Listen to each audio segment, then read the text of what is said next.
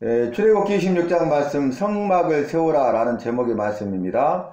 여호와께서 모세에게 말씀하시고 명령하시되 너는 성막을 세우라 말씀하셨는데, 이 말씀은 이제 여호와께서 모세를 부르시고 모세를 산에 오르게 하시고, 그 산에서 여호와께서 모세를 만나시되 40냐 40일을 모세가 거기 있었죠. 그래서 40일 동안 여호와의 산, 말씀하시고 명령하신 산, 오르란 산에 올라가서 여호와를 대면하여 만나고 여호와께로부터 말씀을 받았는데, 그 말씀 중에 핵심이 10가지 계명, 10계명이었습니다.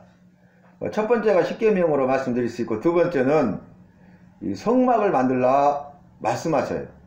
그러니까 이 산을 신의 산이잖아요. 신의 산. 그래서 신의 산에서 말씀으로 약속하셨다. 언약. 그래서 신의 산 언약이고요.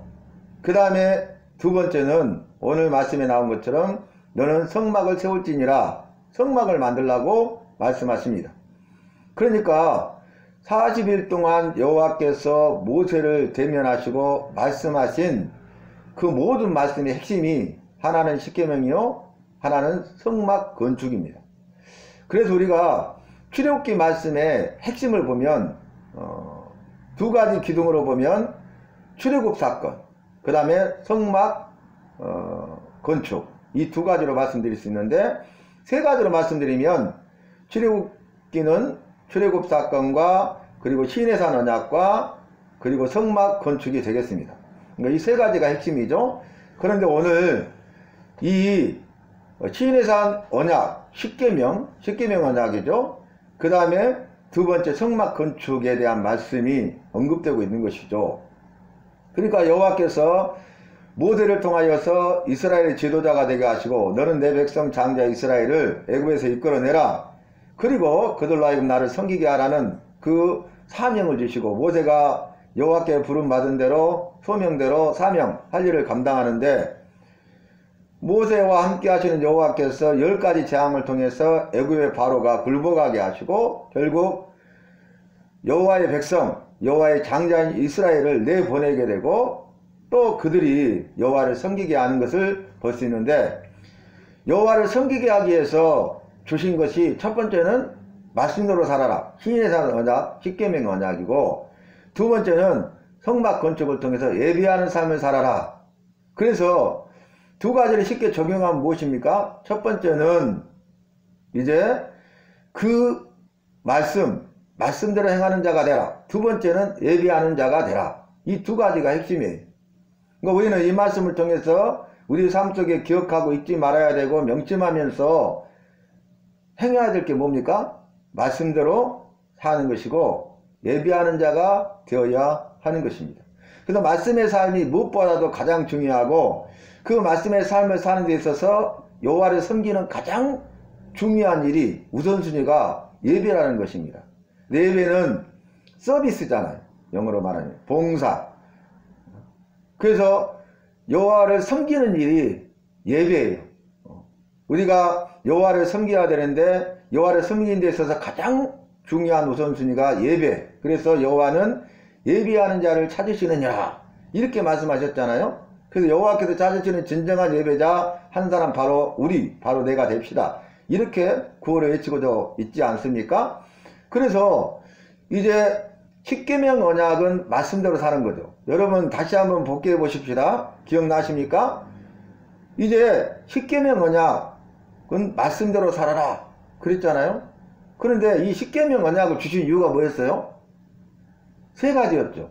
첫 번째는 시험하기 위해서, 두 번째는 경외하게 하려 하사, 세 번째는 범죄하지 않게 하려고.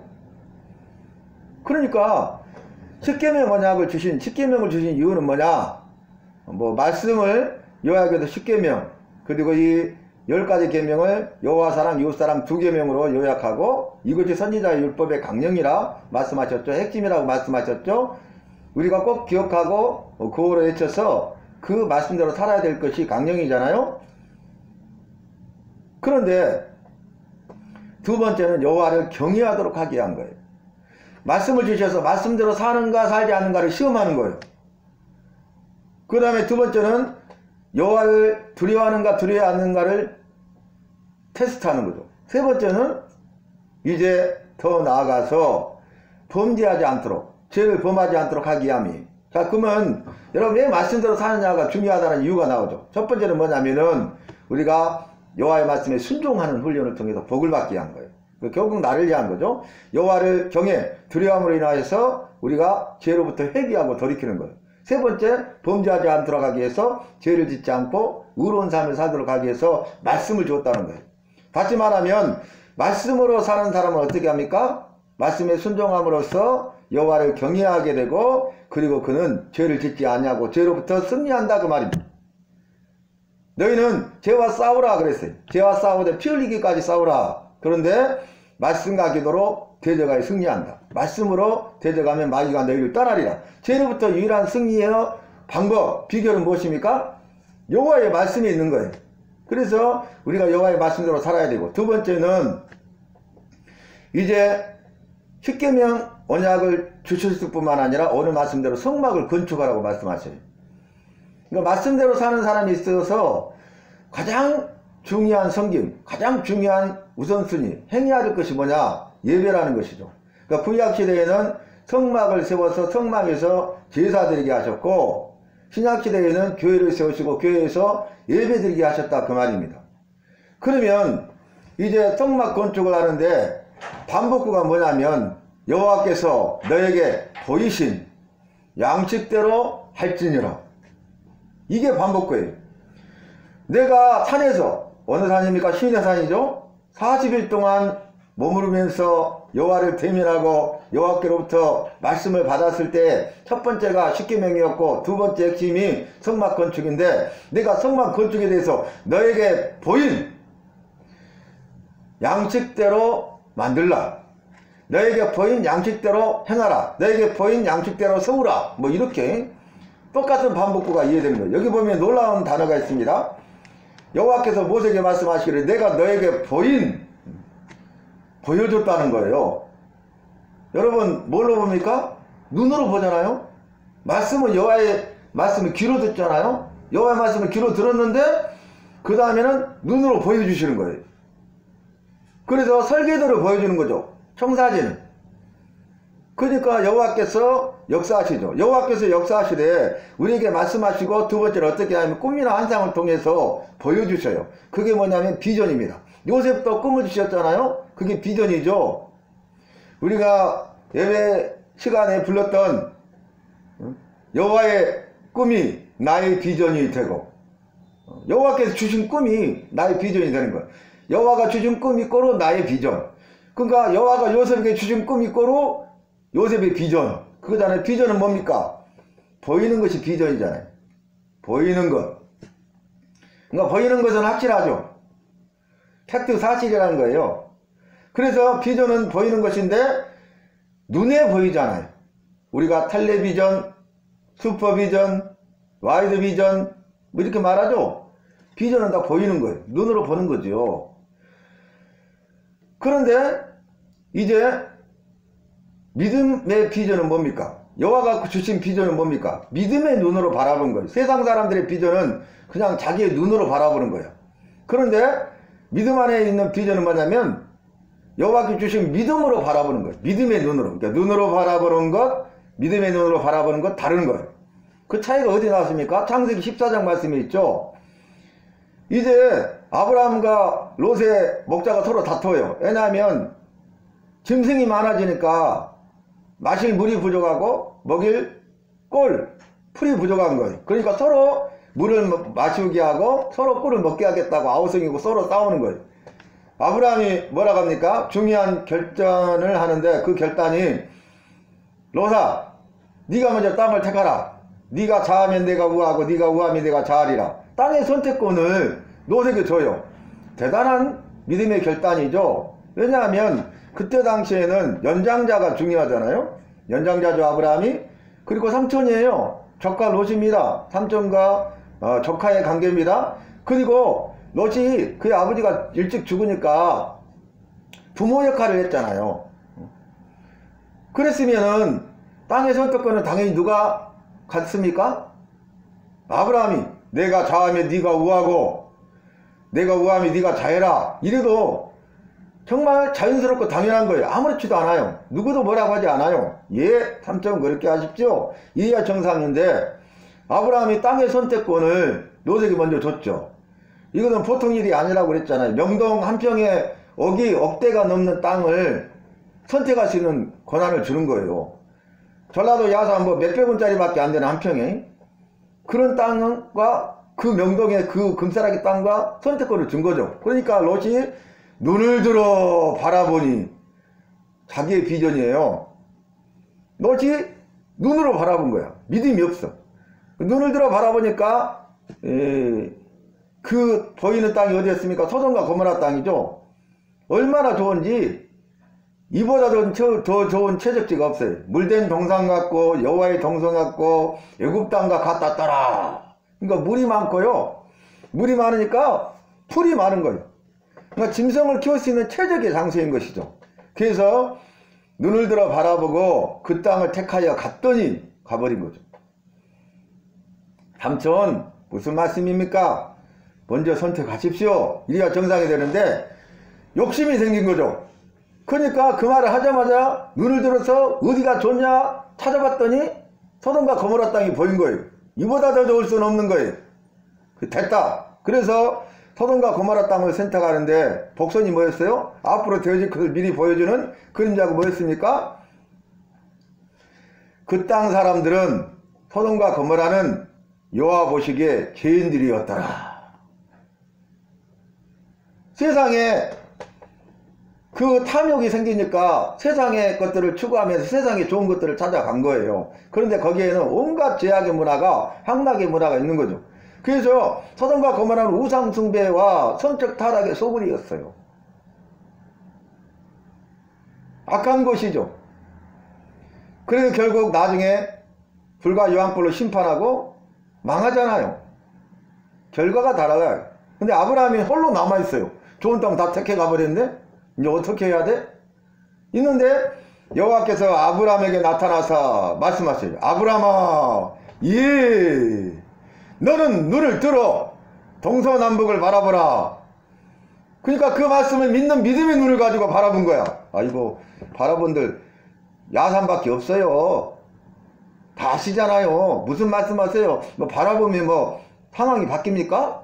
그럴 수도 있어요. 그런데 동서남북을 바라보라 말씀하시니까 자신의 이성으로 판단하고 자신의 지혜로 잣대로 생각하는 것이 아니라 여호와의 말씀이기 때문에 믿음을 가지고 순종한 거예요. 그래서 아브라함이 이에 눈을 들어 바라보니지라. 그게 믿음의 눈입니다.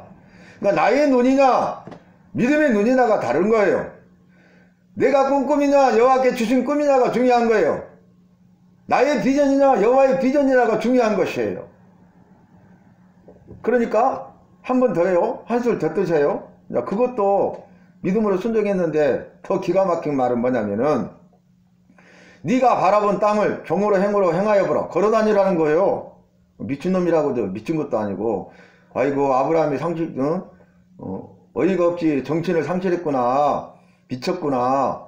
좋은 땅 다 뺏기더니 이제는 실성을 해가지고 저렇게 미친놈처럼 이리저리 다니고 있구나. 아브라함 자신도 그렇게 생각할 수 있잖아요.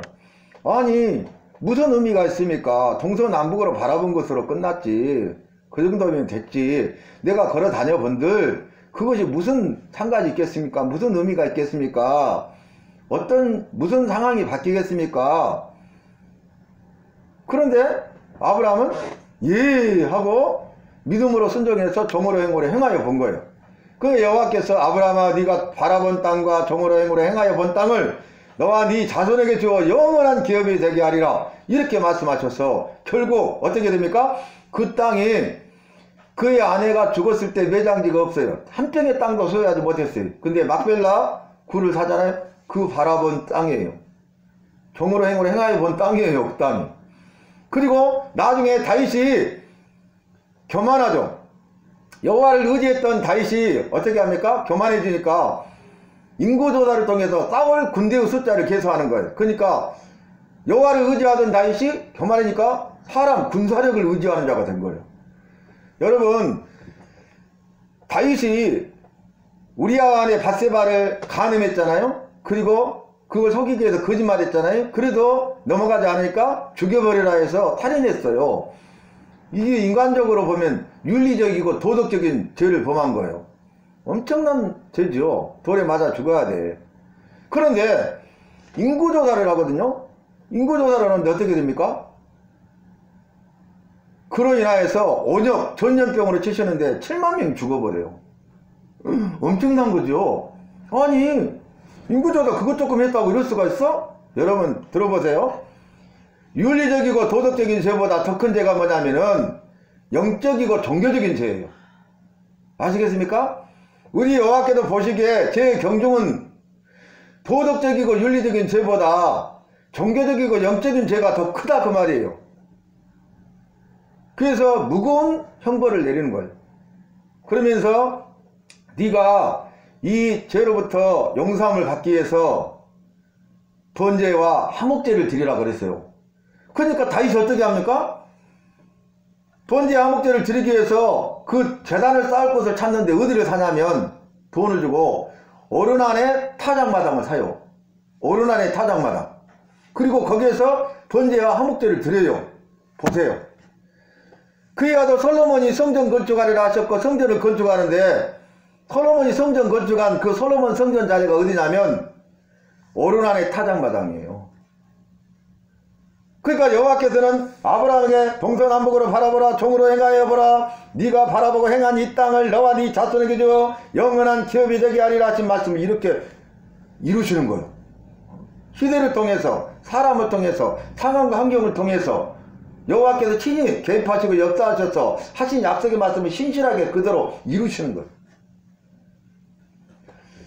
그래서 오늘 성막을 만들라 그러는데 모세를 통해서 성막을 만들라 하시는데 뭐라겠다고요? 모세야 내가 산에서 보인 양식대로 성막을 세울지니라 이렇게 말씀하셔요. 그래서 지난 25장 이 앞전의 말씀에서는 성막을 세우는데 드릴 예물에 대해서 말했죠. 그 다음에 이제 거기 성전에 있는 기구들에 대해서 말했잖아요. 근데 오늘은 성막에 대해서 말씀하시는 거예요. 자, 성막은 어떤 것이냐? 세 가지로 나눌 수 있는데 성전 문으로 들어가면 성전뜰이 있어요. 성전뜰. 오늘 말씀에서 성전뜰이 언급되어 있습니다. 성전뜰이 있고 그 다음에 성전뜰에서 더 들어가면은 이제 성소가 있어. 성소. 그리고 마지막 세 번째가 지성소가 있어요. 그러면 일반 백성들, 이스라엘 백성들이 자기 죄 용서함을 받기 위해서 여러 가지 목적을 가지고 5대 제사 중에 하나, 그리고 4가지 제사의 종류 중에 하나로 제사를 드리고자 하는 자는 누구나 제사를 드리는 사람은 재물을 가져가요. 재물 없이는 제사를 드릴 수 없어. 왜냐하면 피 흘림이 없은즉 제사함도 없거든요. 그래서 이제 백성들이 재물을 가지고 이렇게 제사 드리러 들어오잖아요. 뭐 성전뜰에 들어올 수 있다고. 성전뜰에. 그리고 이제 그걸 가져오면 제사장들이 여호와께서 말씀하시고 명령하신 대로 재물을 이렇게 준비해 가지고 제사들 준비를 하죠. 그것이 어디예요? 성소. 제사장들만 들어가서 하는 곳이. 그 다음에 마지막 세 번째는 지성소. 지성소에는 뭐가 있어요? 덮개가 있고 이에 그룹들이 서로 마주보고 날개를 펴고 있잖아요. 그곳에 여호와께서 임하셔요. 석재소, 시은자, 시은소 그러잖아요. 그러니까 여호와께서 임하시는 곳은 지성소요. 지성소 안에 덮개 위에 시은자에 임하시는 거예요. 여호와가 계신 곳이 지성소예요. 그러니까 우리가 그런 말을 하죠. 여호와를 만나야 되는데 여호와를 만나지 못하고 우리가 신약시대에 주일날 교회에서 예배 드리는 것이 우리가 여호와를 섬길 수 있는 최고의 것이라고 적용하면서 오늘 주일이기 때문에 주일 성수하기 위해서 교회에 나와서 주님이 세우신 교회에서 이렇게 예배를 드리는데 여호와를 만나러 온 거잖아요. 여호와를 섬김으로써 여호와를 만나야 돼요. 여호와의 말씀대로 순종해서 모세가 산으로 올라갔어요. 그리고 여호와를 만났어요. 그리고 여호와를 섬겼어요. 그리고 여호와의 말씀을 들었어요. 그리고 그 말씀대로 내려가서 실천했어요. 이게 우리가 오늘 예배를 통해서 적용해야 될 우리의 모습 아니고 나의 모습 아니겠습니까? 그런데 여호와를 만나야 되는데 성전 뜰만 받고 가는 사람이 있다 그 말이. 그러면 여호와 만날 수 없죠. 그러잖아요. 오늘 우리가 예배 드리러 오는 데는 승리했는데 예배 드리는데 실패하고 가면 어떻게 되겠어요? 그러니까 예배 오는데 승리하고 예배 시간에 성공하는 자가 되어야 된다 그 말입니다. 그러니까 예배에 집중해야 되고 전심전력해야 된다 그 말입니다. 주의 말씀에 귀를 기울이고 주의 말씀에 대해서 입으로 아멘 아멘 하면서요 여호와의 말씀을 받아 먹어야 된다 그 말입니다. 그래서 여호와의 말씀을 받아 먹어버리라 그랬잖아요. 이 말씀은 입에는 쓰나 배에서 달더라 그랬어요. 달고 온유한 말씀이 되는 거예요. 우리가 여호와의 말씀을 들을 때요, 아이 죄에 대해서 책망하시네, 회개하라고 강력히 촉구하시네, 나 들으라고 하신 말씀이네. 맞아요, 나 들으라고 하시는 말씀이에요. 지금 우리 똑같은 말씀이 선포되지만요, 우리 지금 예배드리는 한 사람 한 사람에게 똑같은 것이 아니라 다른 은혜로 역사하시고 다른 말씀 가운데 강력하게 말씀하시고 역사하고 계시는 거예요. 그래서 각자 듣고 깨닫는 게 다른 거예요. 적용이 다르는 거예요. 나 들으라고 하시는 말씀이에요. 예배 시간에 설교를 통해서 말씀을 선포하는 것은, 목사를 통해서 여호와의 말씀을 선포하게 하시는 것은, 말씀을 전하는 목사나 예배드리는 우리 모두 한 사람 한 사람도 빠짐없이 다 여호와의 말씀을 선포하게 하시고 그 여호와의 말씀으로 받아야 되고, 내게 주신 말씀으로, 나 들으라고 주신 말씀으로 받아야 되고, 은혜의 말씀, 진리의 말씀, 생명의 말씀, 능력의 말씀으로 받아야 되고, 우리가 회개해야 될 말씀이고 이 말씀을 붙잡고 살아야 될 말씀이다 그 말입니다. 우리의 삶의 지침이 되고 지표가 되고 우리의 삶의 기준이 되고 삶의 목표가 되는 말씀이다 그 말입니다. 우리의 삶의 우선순위가 되는 말씀이다 그 말입니다. 그런데 오늘 성막을 만들라 그랬는데 뭐 해야? 내가 내 산에서 보인 양식대로 성막을 세울지니라 이렇게 말씀하셨는데, 첫 번째 시작되는 말씀이 휘장이에요. 휘장. 여러분 성전들이 있죠? 그 다음에 성소가 있고 지성소가 있잖아요. 근데 이 성소와 지성소를 가로막혀 있는 게 휘장이에요. 휘장. 커튼으로 생각하면 돼요. 커튼. 근데 이것을 어떻게 만드냐면, 모세야 너는 휘장을 만들라. 근데 어떻게 말씀하셨냐면, 여호와께서 정하신 양식이 뭐냐면은 가늘게 꼰 배실이에요. 아주 가는 실을 꽈요. 꽈. 여러분 삼겹살은 끊어지지 않으니라 그랬잖아요, 전도서에서. 이 가는 실은요 금방 끊어지잖아요. 힘이 없어요. 그런데 이 가는 실을요 여러 겹을 해갖고 꽂잖아요. 그러면 질기고요 단단해서 끊어지지 않아요. 이 큰 실보다요 가는 실일수록 여러 겹을 꼬면요 굉장히 강해요. 끊어지지 않는 거예요. 그러니까 가늘게 꼰, 이렇게 꼬는 거죠. 가늘게 꼰 배실과 가늘게 꼰 실로 이 배를 만들었어요. 이 배를, 커튼 배를. 그리고 청색, 홍색, 자색 실로 그런 모양, 천사죠. 수 놓은, 거기다 수를 놓는 거예요. 휘장에다가. 근데 청색, 자색, 홍색 실로 수를 놔. 그리고 얼마나 컬러풀하겠어요? 그 그룹들을, 천사들의 모양을 색이라 그랬어요. 그 휘장을 만들어요. 그래서 여호와께서 말씀하신 방법대로 나중에 보니까 모세가 그 말씀대로 명령대로 여호와의 뜻대로 100% 순종해서 그 휘장을 만드는 걸 봐요. 그건 뭐냐면은 천사를 그룹을 새겨놓은 것은 여호와께서 천사와 함께 하신다는 거예요. 천사들이 여호와를 수종 들고 있는 것이에요. 섬기는 것이 그것이. 그 다음에 이 가늘게 꼰 배실로 했기 때문에 강력하거든요. 이 휘장이 찢어질래야 찢어질 수 없는 거예요. 아주 견고한 거예요. 쉽게 말하면 이 휘장을 소 4마리가 이렇게 양쪽으로 묶어가지고 다른 동서남북 방향으로 채찍을 때려서 가게 해도요, 소의 힘이 그렇게 강해도 휘장이 안 찢어져요. 그 정도로 강해요. 그런데 놀라운 일은 무슨 일이 있습니까? 이 대제사장이 대속죄일에 속죄의 제사, 이스라엘 백성 전체의 죄를 용서받기 위해서 대속죄일에 속죄의 제사를 드릴 때 어떻게 합니까? 휘장을 열어 제쳐야 그 지성소로 들어가 여호와를 대면하고 죄 용서함을 받을 수 있는 거예요. 휘장이 열려야 돼. 근데 놀라운 것은 예수님께서 십자가에 다 못 박혀 죽으시고 엘리 라마 사박다니 하시면서 내가 다 이루었다 이렇게 말씀하실 때에 성소의 휘장이 둘로 나눠져 버렸어요. 성소의 휘장이요. 사람의 힘으로 할 수 없고 짐승의 힘으로도 할 수 있고 세상의 방법으로는 할 수 없는 일이 여호와께서 그의 독생자 예수 그리스도를 여자의 후손으로 구원하시겠다는 약속의 말씀 이루셔서 이 땅에 보내시고 그 모든 죄를 대속하시고 십자가에 못 박혀 죽으시고 대신 형벌 받으시고 대신 십자가에 못 박혀 죽으실 때 다 이루었다 하실 때 구원을 완성하실 때에 성서 2장이 둘로 나뉘어버렸다고요. 근데 다른 성경에서는 위에서 아래로 나뉘어져 없어요. 그래서 우리가 은혜의 보좌 앞에 담대히 나아가게 된 거예요. 은혜의 보좌 앞에 나가게 됐다고요. 열렸다고요. 그리고 은혜의 보좌 앞에 나아가서 여호와를 아빠 아버지라 부르느니라 이렇게 회복시킨 거예요. 놀라운 일이 이루어진 거죠. 그래서 성소의 휘장이 열려서 들어가게 된 거예요. 그래서 우리가 대제사장만 들어가서 만날 수 있었는데 신약 성경에 뭐랍니까? 우리를 만인 제사장이잖아요. 만인 제사장. 우리 한 사람 한 사람이 제사장이 됐다고요. 우리가 여호와 앞에 나갈 수 있고 여호와를 직접 대면할 수 있고 여호와께 속죄의 기도를 드릴 수 있고 직접 죄 용서함을 받을 수 있고 은혜와 복을 받을 수 있고 지키심과 보호하심과 인도하심을 받을 수 있다 그 말이에요. 그 말씀이 여기에 있는 것입니다. 휘장에 아주 기쁜 뜻이 있는 거예요. 그래서 모세가 오늘 휘장뿐만 아니라 앞으로 보면은 여호와가 말씀하신 대로 그리고 보여주신 그 양식대로 청사진, 설계도를 이렇게 보여주셨다. 그러니까 말씀으로만 설명할 뿐만 아니라 눈으로 보여주셨다고요. 그러니까 확실한 거죠. 그 말씀에 순종해서 이제 성막에 있는 것과 성막의 기구들과 성막에 제사 드리는 모든 것들을 만들어서 이제 출애굽기 마지막 4장 보면은 성막을 건축하고요.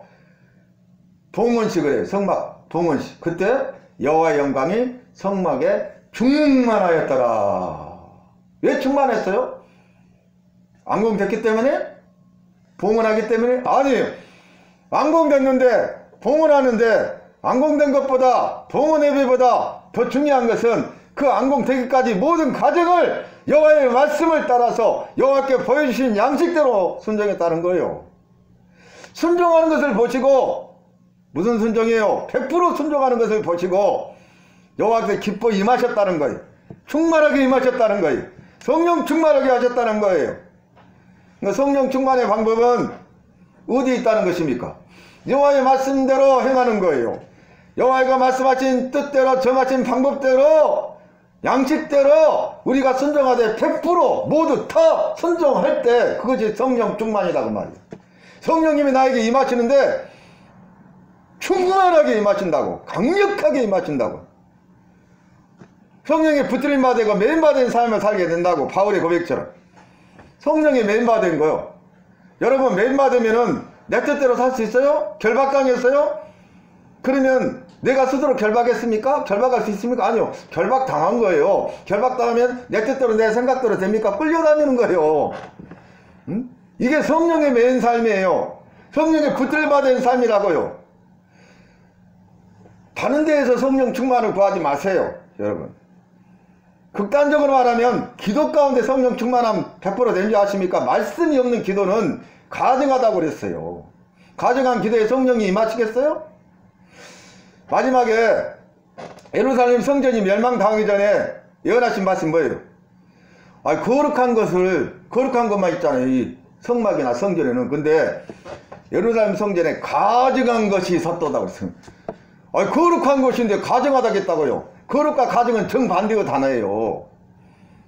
이론이 정말로 기가 막힐 노릇이죠. 그래서 예루살렘이 멸망당해요. 가증한 것이 섰기 때문에 더 이상 걸어가지 않기 때문에 돌 위에 돌 하나도 남지 않냐고 무너지리라 그랬어요. 근데 그 말씀 이루어지죠.